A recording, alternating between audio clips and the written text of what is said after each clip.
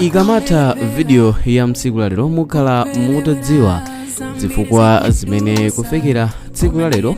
nkhani yokhuza ngozi yomwe idachitika pa 10 June mchaka cha 2024 imene idapha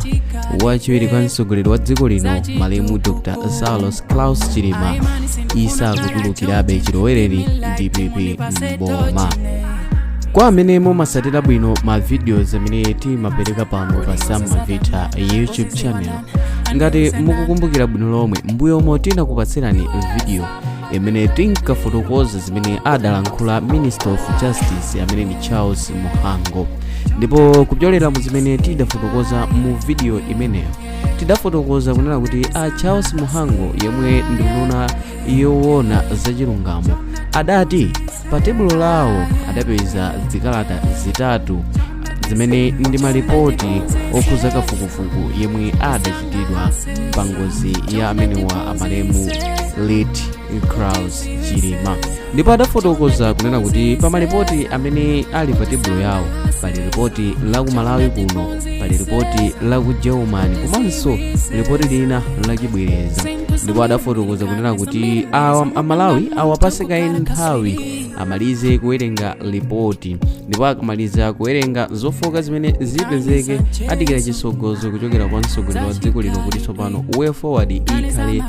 yotani. Ndipo tidaona amene wawa Charles Muhango akuyitanidwa pa programu ya kulinji pamene adasitikiza kunena kuti ripoti loyambirira limene ndila ku Malawi kuno atsiriza kale, ndipo chilichonse awerenga ndipo zofoka zonse azipeza. Ndipo mwadzina adaonjezera kunena kuti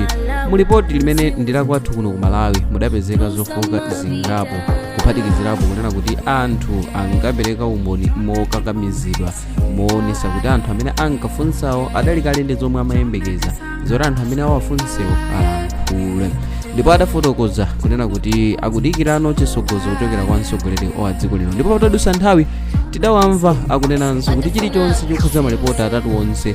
ripoti la ku Malawi komanso la ku Germany ndi lina lotsiriza lachiwiri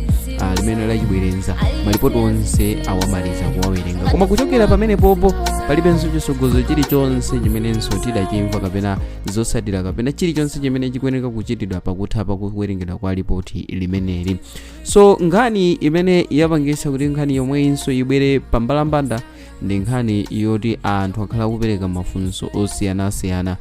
kunena kuti kodi nkhani imeneyi ikuti motani. Koma mongokumbusana ngozi imene idachitika imeneyi idapha yemwe anali wachiwiri kwa mtsogoleri wa dziko lino late Klaus Chilima ndi anthu ena 8, ndipo kuchokera mchaka cha 2024 kufika pano ndi kuti tikuyandikirano kuti tikwanise zaka ziwiri za thunthu. Musaiwale kuti ngozi idachitika pa 10 June, ndipo mwayena amene adafanawo pa ngozi pa ndi mkazi wakale wa yemwe adakhalapo mtsogoleri wa dziko lino amene ndi Lady Patricia Shaniru Zimbiri, komanso Lucas Kapeni, Chisomo Chimaneni, Dani Kanyemba, Abdul Lapkeni ndiponso ena mwa anthu adali ena ogwira ntchito ku Malawi Defense Force amene ndi monga Colonel Owen Sambalopa, Major Flora Seremani ndi Major Aidini. Ndipo amene wawa ndi amene ankachita operate ndege imeneyi. So Tuesday lapitali anduna information amenenso ndi oyankhulira boma amene ndi Shadrack Namalomba asimikizira kapena kuchita assure nyumba ya malamulo kuti posachedwa akhale akubweretsa chisogozo cha nkhani nyumba ya malamulo isanabwererenso kachita zokambirana zawo mu April. Koma adakanika kupereka tsatane wa momwe zinthu zikhalire zokhuza nkhani chabe. Adangofotokoza kunena kuti iwowa posachedwa pa akhale akupereka chisogozo cha nkhani April asadafike pamene nyumbanso ikhale ikukalowa ukachita zokambirana. Koma yankho la amene wawa Shadrack Namalomba lidapereka mafunso ndithu ochuluka malo mobweretsa mayankho. Statement imene adalankhula iwowa idabweretsa mafunso ochuluka malo mobweretsa mayankho okwa anthu, ndipo malo make phungu walilongwe mude yemwe ndi mphaso boti adayima ndikufotokoza kunena kuti ngozi imene idachitika pa 10 June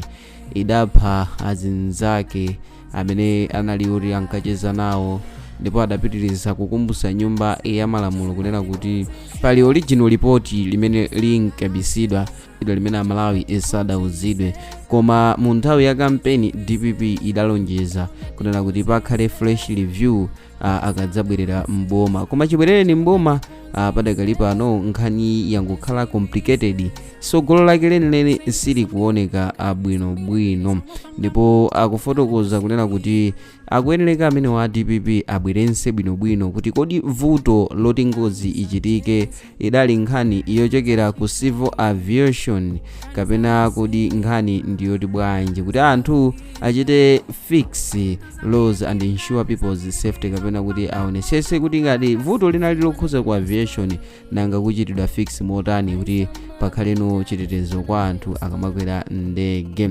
So malingana ndi kulankhula kwawo, abodi anafotokoza kunena kuti nyumba ya malamulo kudzera mwa Minister of Justice idalandira uthenga mchaka chapitachi mu November kunena kuti amaliza kuchita review ma crash reports kapena kuti maripoti onse okhuza ngozi ya ndege, kutsatira statement imene adayankhula amenewa Professor Afabera Mutharika mu September pamene ankayembekeza kuti anthu awatani awapase mpando, ndipo iwo adachita announce kunena kuti yemwe akhale justice mu nthawiyo ndi amene azakhale akulongosola zokhuza nkhani. Koma kodi pano zimenezo zili pati popeza review idachitika kale, ndipo mtsogoleri wa dziko lino adafotokozanso kunena kuti izi zidatha, ndipo yemwenso ali nduna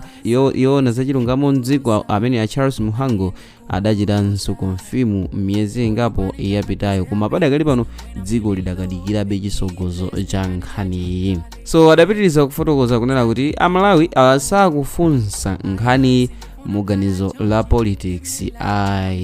akufunsa chisogozo cha nkhani pongofuna kudziwa ma facts, noti nkhani yofunsira politics, not necessarily as such, koma kufuna ma facts kuti kodi nkhani idachitika motani, kodi chidayambisa ngozi ndi chani, kodi nanga ngati padali kulekerera pakuyeneka pachitike reforms otani kuti dziko lipewenso ngozi ngati atatha kuona zofoka zina zimene zidachitika pa ngozi imene idapita ija, nanga dziko lingachite fix bwanji mavuto amenewa kuti tisazakumanenso ndi mavuto onga amenewo. So afotokoza kunena kuti